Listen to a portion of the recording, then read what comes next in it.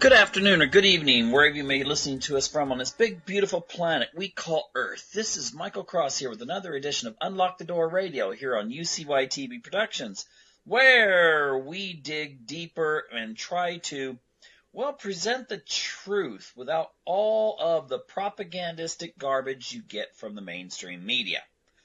Now, before I begin, I gotta do a plug here. If you're listening to us later on YouTube, please check out my website. You can click there on the corner, the little icon, and also become a subscriber to my YouTube station. And, that being done, I want to basically go into what I would consider the most monumental thing to take place in American politics in the 21st century, and that is the election of Donald Trump and why he was elected, okay?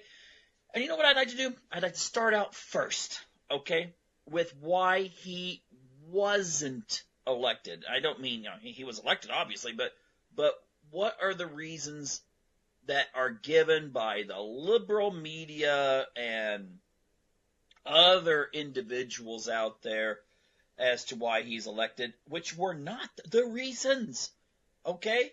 First of all, I'm just going to state those reasons. Then I'm going to use some backup here, and then I'm going to go into basically why he was elected. Now, first, it was not because of racism. It was not because of sexism. It was not because of ignorance. It was not because of fear. Okay? It wasn't for any four of those reasons.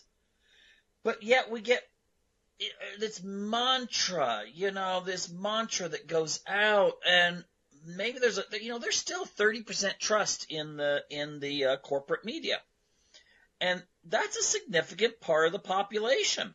Heck, that might be, if we consider that if you really look at how many people that could have voted, I mean, that might have been that 30% of the adult population might be all Hillary supporters. The thing is that this election was not something that was won on those kinds of issues.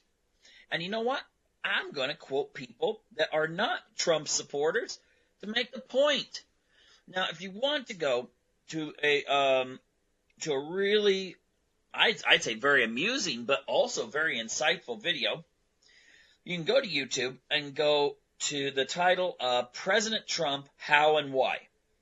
And it's from I believe British, maybe Australian, but one of those two, an individual named Jonathan Pie. Okay? I'm just going by his accent here. I didn't really look him up. But he gives about a 6-minute impassioned speech as to why Donald Trump was elected. And he points out he hates Donald Trump, essentially. He say vote for Lucifer over Donald Trump. But he points out that the majority of people who voted for Trump were not racist or sexist. Okay? There were many other reasons. And, I'll go into some of these others as well. Now, you can go to Robert Reich. Now, Robert Reich was the labor secretary under Bill Clinton, okay? Not a huge fan of Donald Trump. But in a recent edition of the Guardian, that's a British, somewhat to the left publication, he points out, and I'll quote, "What has happened in America should not be seen as a victory for hatefulness over decency. It is more accurately understood as a repudiation of the American power structure." Okay? That's what Mr. Pye was pointing out too. And basically he goes on here, at the core of that structure are the political leaders of both parties, their political operatives and fundraisers, the major media centered in New York and Washington, D.C., the country's biggest corporations, their top executives, and Washington lobbyists and trade associations, the biggest Wall Street banks, their top officers, traders, hedge fund, and private equity managers, and their lackeys in Washington and the wealthy individuals who invest directly in politics. Okay, this was essentially what's now being labeled as a bad thing, a populist uprising. All right, essentially that's what it is. That a lot of people are pointing out that when you're talking about the common man and woman taking on the elite. Now, there's another article. I should say you can go to YouTube for this. Very respected journalist, John Pilger, Pilger. And if you go there, you go to YouTube, go to John Pilger. The truth is, there was no one to vote for. And in parentheses, going underground U.S. election special. A very insightful analysis of why Trump was elected. And Pilger points out if it had not, basically the power structure that Reich is talking about and the policies that have been going on for the past at least 40 years have resulted in things that have made a Trump inevitable. If it had not been Trump, I think, as Pilger points out, there would have been someone else come along. But Trump had the resources and he could bypass the establishment. Now, this was on both sides. You have to say this. On both sides, that you had the left wing that was idealistic, that was populist-centered, that went up, against Hillary when they were voting for Bernie Sanders. And then, of course, the right when they were voting for Trump, as opposed to people like, Lindsey Graham, and who was that? What's that one guy's name? His brother was president of the United States at one time. Jeb Bush? Okay, if you looked at this on a political spectrum, you had the left wing and the right wing fighting the middle. Okay, the middle being the established interest. Pilger points out even more so that Trump was the anti-war candidate because, and you had these arms manufacturers who were generally supporting Hillary. Okay? So they throw in the idea that this was a populist uprising, that the people did not want war. All right? People were tired of war, and they were getting worried about World War III, this antagonism to Russia. I will note that when Trump was elected, all of a sudden Russia, wasn't their parliament, their Duma, applauded when the results were finally final? Okay, the thing is, it's not that Trump is a Russian agent. He's not. Okay, I know Hillary was trying to make it sound as if anyone who was opposed to her was in some way on the Kremlin payroll. But Trump is not an agent. He just saw things in let's not go to war with a country that has more nuclear bombs than we do. Okay? That sounds like a pretty good idea. Let's not poke and poke and poke and poke and poke. Let's, up until, you look at what's going on right now. Oh my gosh. We're putting NATO, I should say, which of course when you say NATO, you're talking about the United States ultimately. NATO massing hundreds of thousands of troops near the Russian border. The last time the Russians had to deal with that was when the Nazis invaded. Didn't turn out so well for the Nazis, did it? Now, and then at the same time, in the eastern area, you had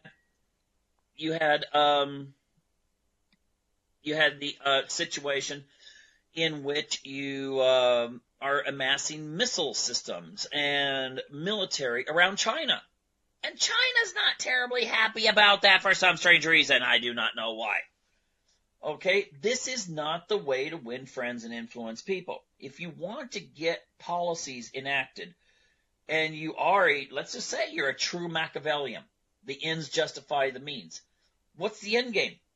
Okay, what is the end game that the neoconservatives in both parties, the ones that want this kind of let's, even when there's peace, let's be prepared for and waging diplomatic and economic wars in the background.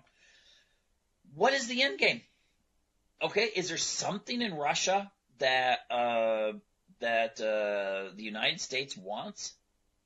Okay, I don't think there is. And believe me, this was going on before Crimea and before Ukraine. In fact, the destabilization of Ukraine actually was the United States. Look it up. There's a little figure. If you look up in Google, Ukraine, United States, $5 billion. Just look it up sometime. And then of course, people have forgotten the fact that Putin actually had wanted to join NATO a few years ago. And he felt like he was kind of snubbed, and of course there was some opposition, in some of the formerly Soviet-controlled countries, and yeah, I can kind of understand that. But think about it, though. For those people that think that Putin is this wild-eyed, anti-Western warmonger who wants to be the new, I don't know, Genghis Khan or something like that. By the way, Genghis Khan did not come from Russia. I realize that, but, we can use that analogy. The media sure wants us to believe that way. Why would he have wanted to have such close ties and cooperation with the United States, with Europe? Okay, obviously, if you're getting only one side of the story, then you're probably thinking the Russians are, so terrible and stuff. Look at both sides. Okay, there's always two sides to every issue. I'm not glorifying Putin. I'm not demonizing the West. I'm saying look at both sides. Now, what do I think ultimately is the reason, some of the reasons, besides just people wanting to avoid war? Okay, not wanting to see everything go full mushroom cloud. You remember I noted that I did an interview. It didn't turn out. There was something wrong with the system, but I did put it on my blog. You can just go to Freedom from Conscience WordPress, and you can get to there. But I interviewed Helen Caldicott, and, limited nuclear war, not good. Even if you had a situation with Pakistan and India going into a nuclear war with only the missiles they have, it would make life pretty unbearable. Kind of be like these are my words. It'd be like the Walking Dead with radiation. But now, peace was one of the issues. Okay? That was one of the issues. But I think ultimately what is one of the big issues is there is a total forgetting of the masses of the American population. I mean, think about it. It's almost like we have Hunger Games. Okay? It's almost as if we have Hunger Games in the United States. In the Hunger Games, you have all these districts where all the natural resources are extracted, be they lumber, be they mining, or maybe making finished products.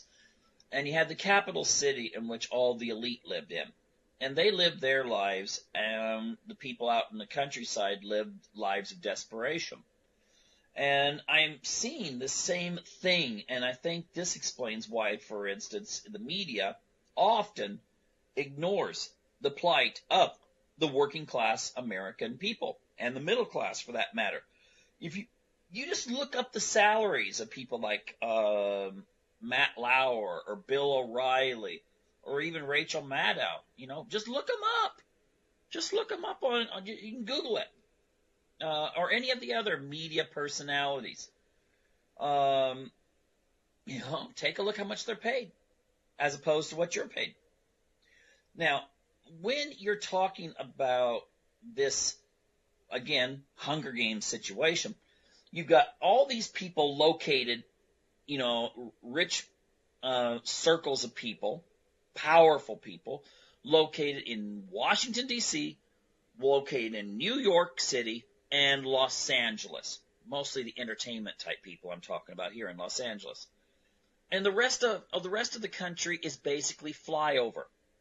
It's places maybe you go to Colorado to go skiing.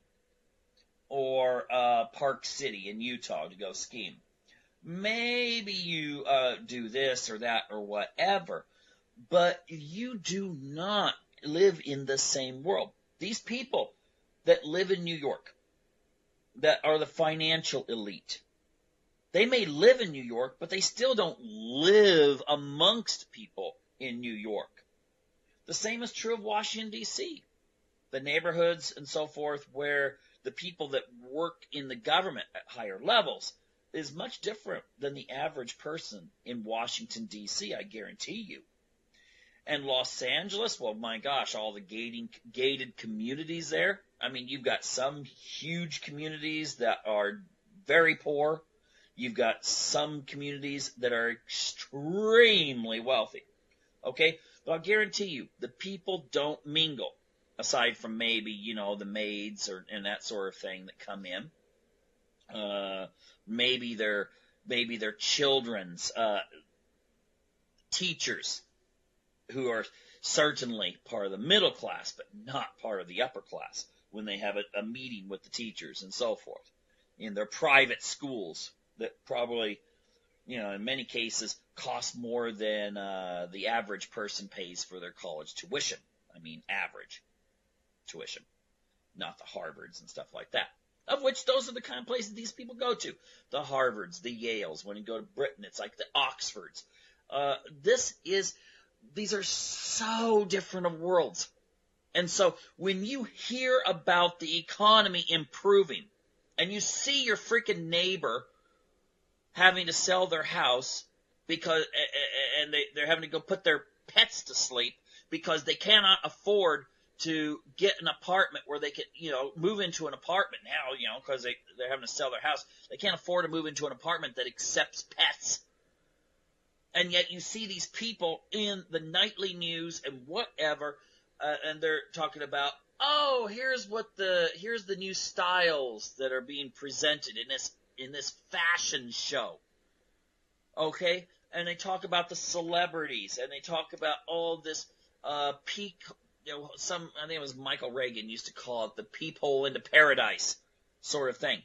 These people don't go to the same parties. Okay? And when they go and interview people, have you ever noticed they're more at home at a sushi vegan deli outside the Hamptons, or at some sort of gathering on the Lower East Side at an avant-garde art gallery, than they would be feeling comfortable even if they were to go to, I don't know, a fireworks display on the 4th of July in Salt Lake City. Okay? You think they'd actually, go there? Drive their limos and, or most of them don't even drive. They have chauffeurs that do this sort of thing. And then we expect truth from this media when they're sitting there analyzing, well, we think people are not voting for Hillary because, and it's always like tempered with, well, there's something wrong with them. Let's explain it. And then you get these headlines after the election. Who's really responsible for Hillary Clinton, losing the election, or Donald Trump getting elected? Who's responsible? Notice the way the words are. Responsible. That's a negative word. And I saw it on a whole bunch of media. Who's responsible? Because that's what you think of when a teacher walks into a classroom and something's been broken. Who's responsible for this? Okay? It's not like who gets the credit or who can we look to see who voted this way. Some sort of, there's other words. You just go to a thesaurus and type in responsible in the context that we're speaking of, and you're going to find a lot more positive words listed there. Now, this is so infuriating. You go into these, I haven't even been to, I've been to small communities in Oregon. Okay? Now, Portland, it's probably doing pretty good. But you get out into some logging communities that when I was a kid or a teenager, and I would go places to go fishing or rafting or something outside of Eugene. And these were thriving little towns. Okay? Lots of stuff going on. They even had things going on like cultural events and stuff in the summer. And there was always people doing stuff. And then you drive into that now, and it's just like, it's so depressing. houses that are not, you get past the easy driving distance. That's where I'm talking about. And, you see businesses that you remember and they're not open anymore. And it's just depressing. And then you see these pictures that I can't remember. It was one of the British press. I don't know who it was, but they did a thing on the county that voted the most for Trump in the primaries. And it was a little county in West Virginia where coal mines have been closed and so forth. And these people were desperate. Okay? Their town is dead. The life expectancy for white Appalachian working class people is on the freaking decline. They're not going to live as long as their parents. Why is that? There are socioeconomic factors for that. Okay? And these people were voting for Trump. And of course, the media or, some maybe academic is going to be saying, well, they're probably just racist, but a bunch of Klan or something like that. No, they aren't. These are people who are desperate. Okay? And finally, someone comes along and says, I'll change things. I'll shake it up. Now, maybe Trump's not going to shake it up. Maybe he doesn't intend on shaking it up. I don't know. But he was promising it. Whereas Hillary's saying, she was making fun of the whole Make America Great Again. America's already great. Yeah, it's freaking great if you're rich. Okay? If you're as rich as Hillary Clinton, the United States is great. It's just like that George Carlin, I guess, skit or whatever, where he's talking about the American dream. Look it up, okay? Just look up George Carlin, the American dream. He was talking about these things even when he was alive then. I don't know if he's talking about them now that he's dead. I don't know what goes on in the next life there in regards to that.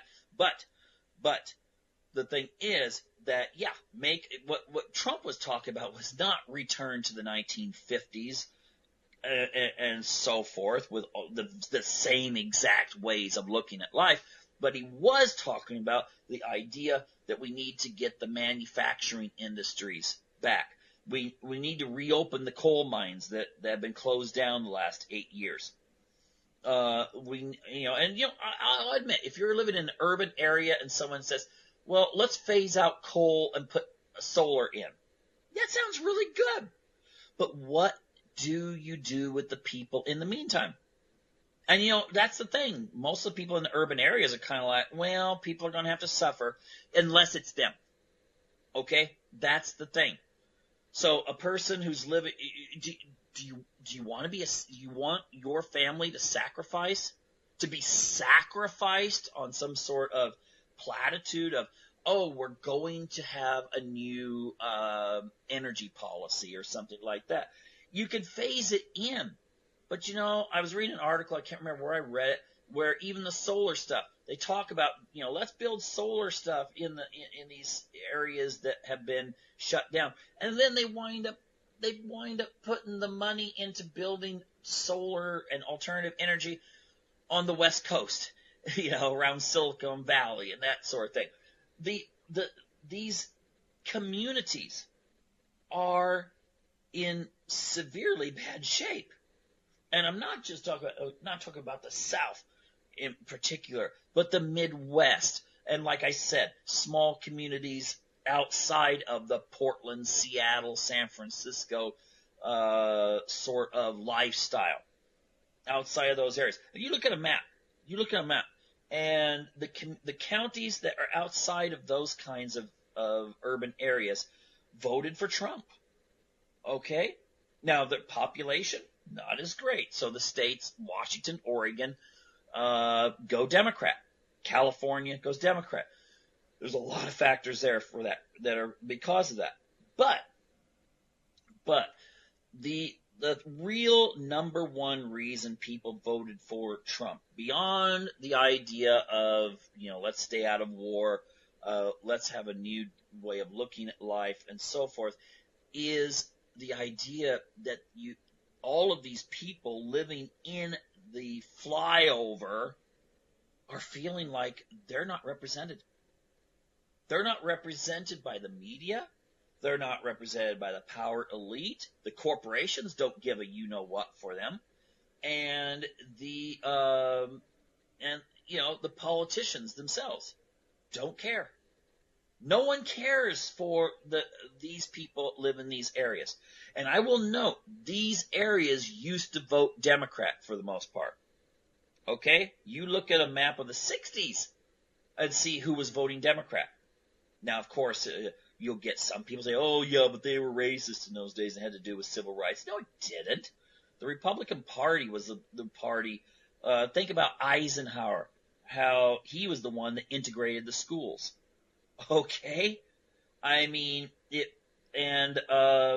Democrats, it wasn't a racial thing that switched many of the Democrats to Republican, but that was during the Jimmy Carter era, and it had nothing to do with race. It had to do with the values shift. When the Democratic Party started to court more socially liberal causes, that's when, you remember, Moral Majority? Remember those kinds of organizations? That is when these formerly mostly fundamentalist Christians who used to either not vote because they were like, no, we don't want to be part of the power structure, or they were Democrats, started switching to Republican. Okay? So even then, it's not a racial component involved.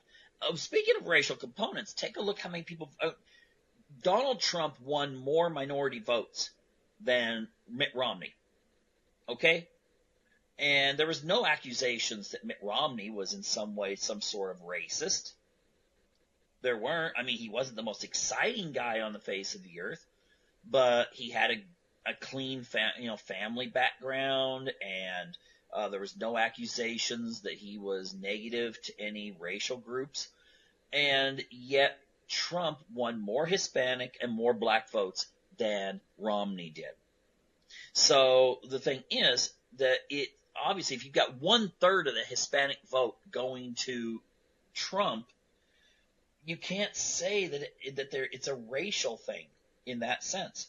Now, has Trump made some comments that maybe he could have tempered a little bit? Probably. But I'm not here talking about, justifying or defending anything that Trump has said. I'm talking about the people who voted for him. Okay? The people who voted for him. So those are the ones that we have to look at their motivations. Were there people? Well, and there was probably people that voted for Hillary. I remember for her abortion stance. I have talked to people who've said, well, we need abortion because otherwise we're going to get more minorities born. Right now, they'll point to how many black children are aborted and stuff. I'm sure there were people that voted for Hillary because of that. That's racial. Okay? If you're voting for someone because you're going, oh my gosh, maybe these people over here have a higher abortion rate. If abortion's made illegal, then all of a sudden now we're going to get more of those people. Okay? That's more racist than Trump. And I'll assure you, I have run into people all the time with that stand. Okay? And I'm not going to discuss the abortion issue one way or another, except for the fact that sometimes there is a racial component to abortion, and it is not on the egalitarian side there that you get it. And so, and there's probably some people that voted for Trump because they didn't like this group or that group, but it's such a tiny, tiny, tiny minority. Okay? And it was so frustrating to see how the media would do their darndest not to interview or even to show on camera the numbers of minority and even women at Trump rallies. Okay? And then at the same time, they took pictures.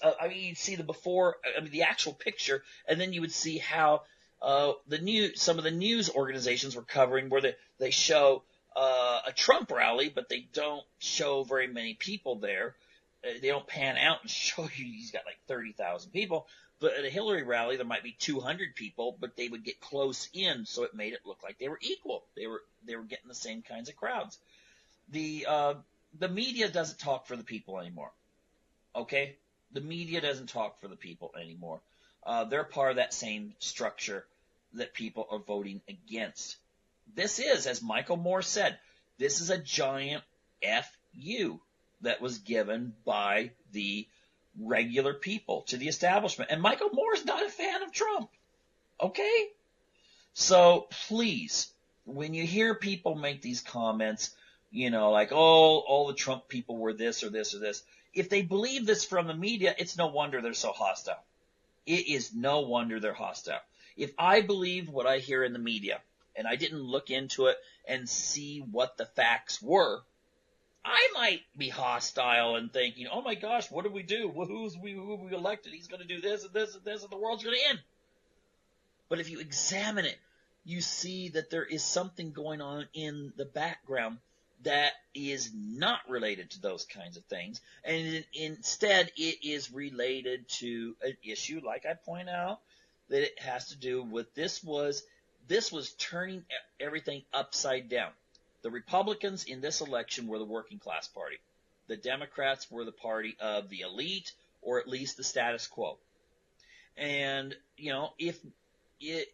if we continue with this, and you're not going to make friends, as the guy Pi made a comment in his video.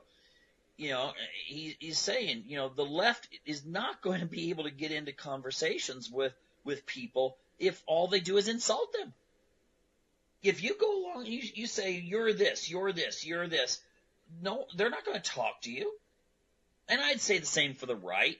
You can't say that every person who's concerned with women's rights and maybe even has her hair dyed a different color is some sort of, hardcore, social justice warrior or something like that, because they're not.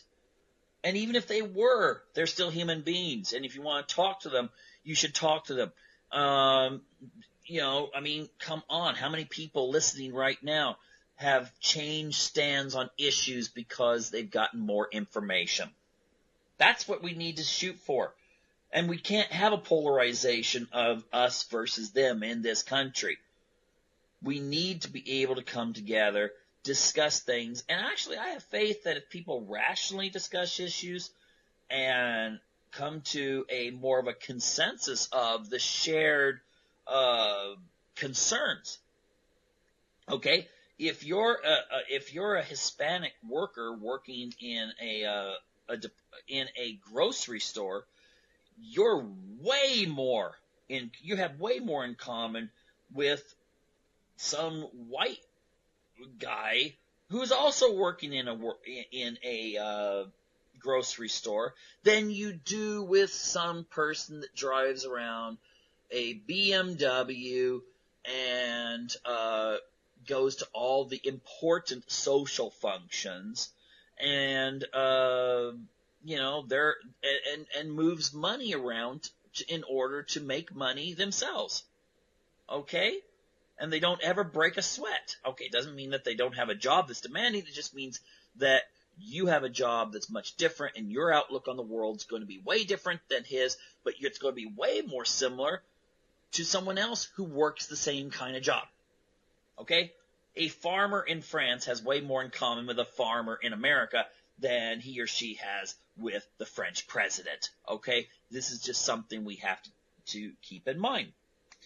What I would like to talk about now, and I've talked about this a few other times, but I'm going to do it one more time because now it's taken on a different urgency, and that is citizen journalism. That's right. Now, the thing is this. There's a difference between people from maybe the left and the right. And that is that to the left, there's more of a sense of the personal is political. And so when the left loses an election, they don't see it as, oops, we lost, now it's time to, go back to just doing our regular thing.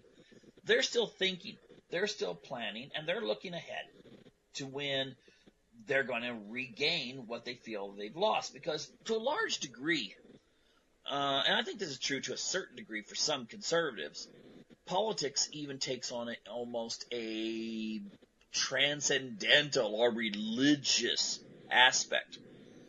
And so they're continuing to do efforts. But what I'm really going to encourage people to do because I know most of the people that listen to the show are, well, mostly a combination of conservatives, traditionalists, libertarians, and so forth. I know I have a wide variety of listeners. I've checked my subscriptions and on YouTube, and yeah, there's people of all political persuasions, but at least it's people that question the establishment, even to the left, who question the establishment. And I'll say this much. This last election, as I said in the first half of the show, was the establishment through its media, its extension. I mean, John Pilger, I mentioned him in the other show, the journalist. He was doing an interview where he said, if you go to Google and just type in John Pilger, there was no one to vote for. And it was on RT's site. He said that there are no journalists anymore. I mean, not the journalists that we think of, I think is what he meant. We don't have those kind of people that are out there trying to dig up truth. Remember the old, what was the name of that show? The Night Stalker. Some of you may be old enough to remember that, with what was his name? Kolchak or something. He was this feisty reporter who was digging around and trying to find information. In the same manner as X-Files. You had the FBI agents that were digging deeper and trying to find hidden stuff and conspiracies and that sort of thing. But we don't have journalists that really do that so much anymore. All right? And the media is pretty much concentrated. It's in Washington, D.C., New York, and to a certain degree, Los Angeles. Of course, that's more entertainment-oriented, but still, that's the triangle. And the rest of us are kind of living in flyover space, okay? If you're in the entertainment industry, maybe a good place to go set up a scene for a movie or so forth. But the people in today's media are more comfortable with the elite than they are the working class. More comfortable interviewing someone about the election in a vegan sushi bar in the Hamptons, or more comfortable going to an art display, avant-garde art display on the Lower East Side, than they are hanging out with people at, let's say, a 4th of July picnic or a bowling alley in Fresno, or a rodeo for that matter in Idaho or something like that. And that means that they have a different perspective. They're going to see things differently. And that's not really going to change. Okay? The same people that brought you the bias and the almost really to, I think, large degree hostility towards both the Bernie Sanders people, who were kind of like fighting for a cause, kind of against the establishment, and later Trump, who was fighting against the establishment. And so those people are still, for the most part, there. Those same reporters, those same commentators. There's the mainstream corporate media apparatus is still firmly in place. And 30% of the people, according to a poll I saw, still have confidence in that media. 30%. Okay? 1 out of 3 people. Think about how things could change if you could switch half of them. If you could persuade, and I think it's actually a little bit higher, because I think sometimes we all know people who, they hate the media, but they still like to watch it. They still watch the news. And on some issues, they may sit there and go, yeah, right, I don't believe that. But on others that might be critical in decision-making processes as they relate to politics, they may be like, oh, yeah, that's interesting, and then they buy into it. Okay? So 30% of the people they trust the media. And then I think there's a big chunk of the 70% that are kind of like, I know I can't trust them completely, but I watch them anyway. News media, that is. Now think of the impact if we had a growth in alternative media and started reaching those people. Think about if we wound up getting a much greater percentage of people going, where you inoculate them, where if they hear something on the nightly news, and whatever, I mean nightly news, not by any particular network, just nightly news program, they're going to, if they know the information's false, then you've inoculated them, and they won't accept it. And pretty soon they'll start turning it off, and they will seek other sources of information. Now, how can you have an impact there? Okay? And you've got to. I mean, come on. Malcolm X stated, if you're not careful, the newspapers will have you hating the people who are being oppressed and loving the people who are doing the oppressing. Okay? If you look at the state of the working class, and I'm not just, I mean the whole working class. I'm not saying the white working class or the black working class or the Hispanic working class or whatever. I'm saying the whole thing. Okay? This economic upsurge that the media was talking about. It's like watching a reality show with a bunch of rich wives or something like that. Thinking, wow, things are so good. Look at all the nice food people are eating, and you're starving. Okay? It's that kind of thing. The media is giving you a falsehood. And there's only one way to stop it, and that's alternative media. And I don't mean alternative media necessarily like I can name off your Alex Jones type people and so forth, or Stefan Molyneux. They reach a lot of people. But what if we have 10,000 additional people? That's smaller than a Trump rally. If 10,000 additional people started their own kind of journalism, and that could be just commentary. It could be putting a video camera.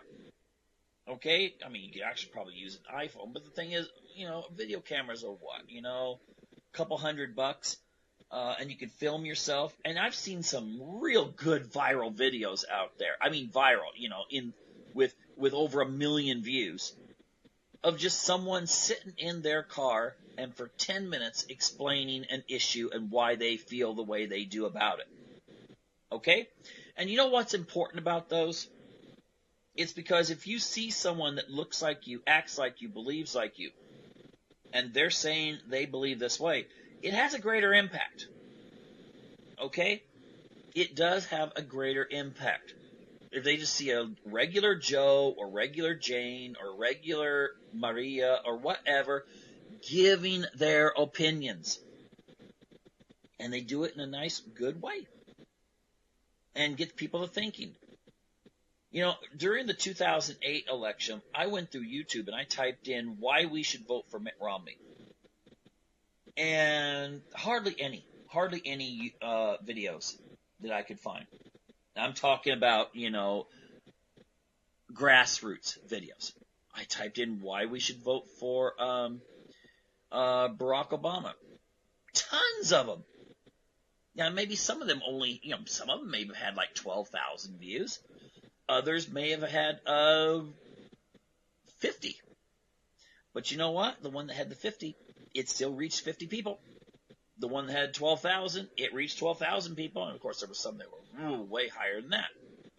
Sincere and that's journalism, too. Okay? Journalism is not going out there with a pen and pencil necessarily and finding out information. It can be giving your opinions and giving your reasoning and explaining a cause.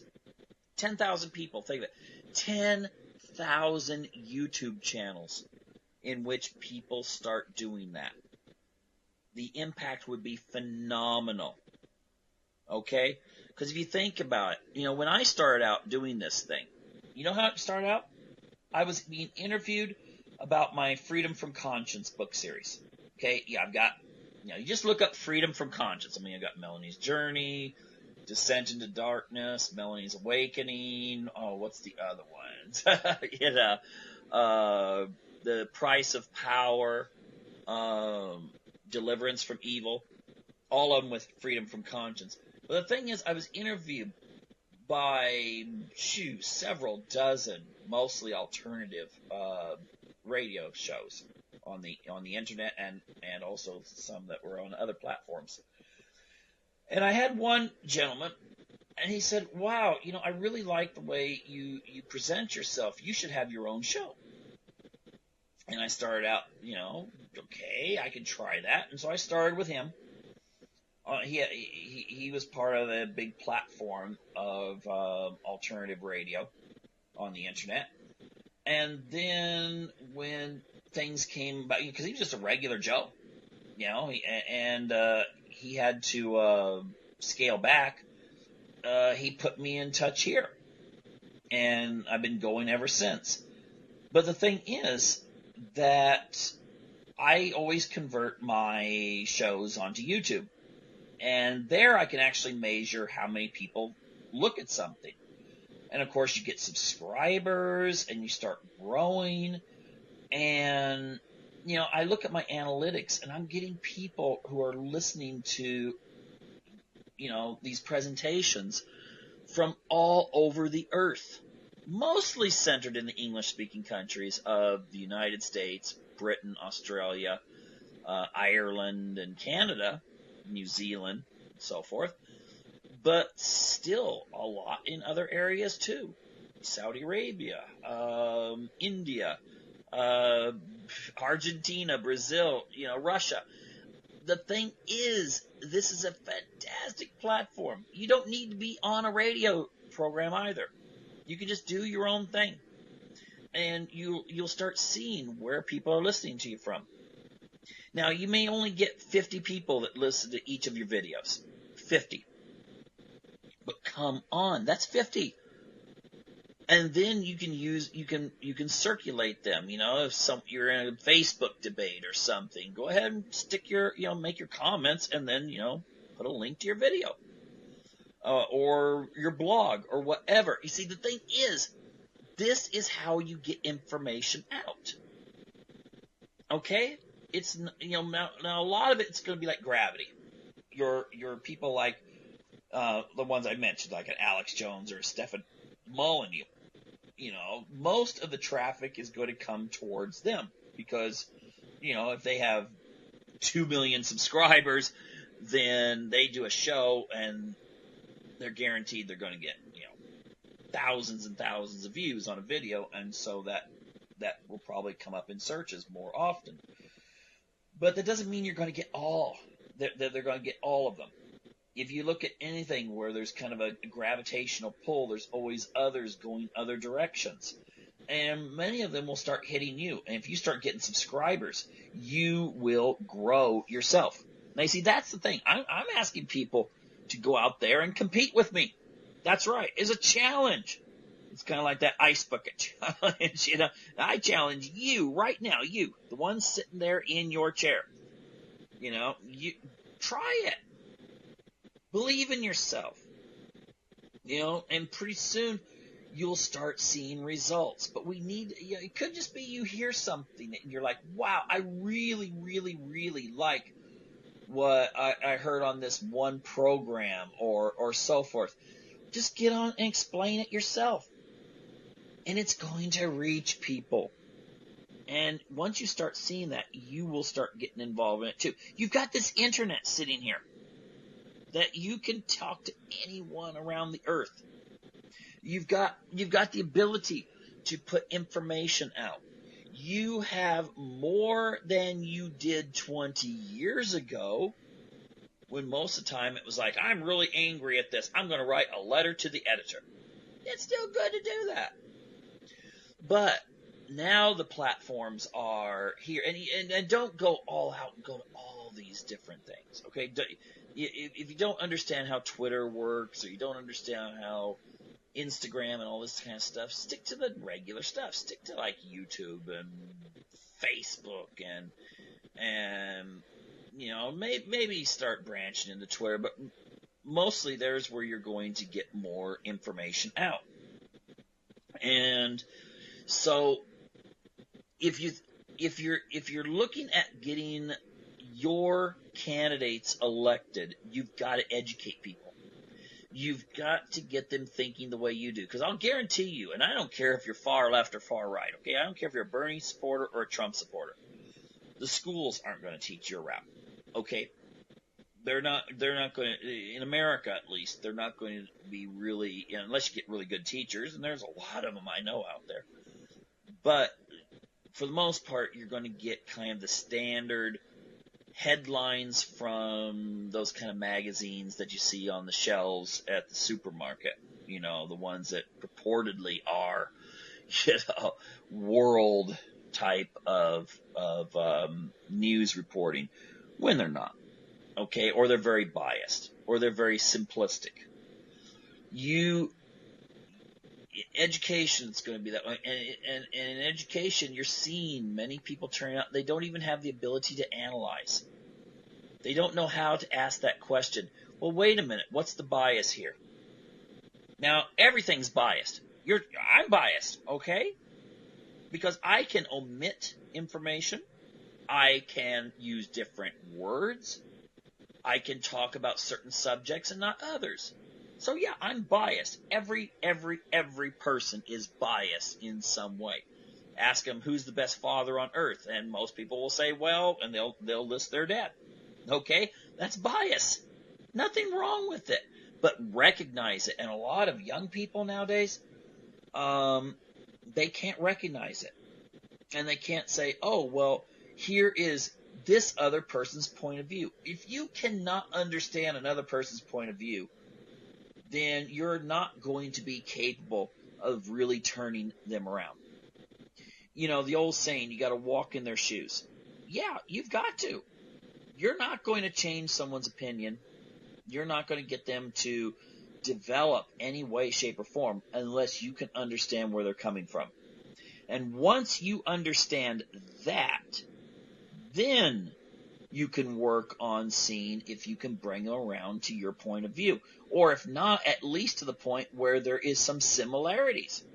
Like with these homeschool parents, where you get one person who's like, you get a homeschool meeting where you've got a lesbian hippie couple with their kids that they're homeschooling, sitting next to a fundamentalist Christian who's homeschooling her kids.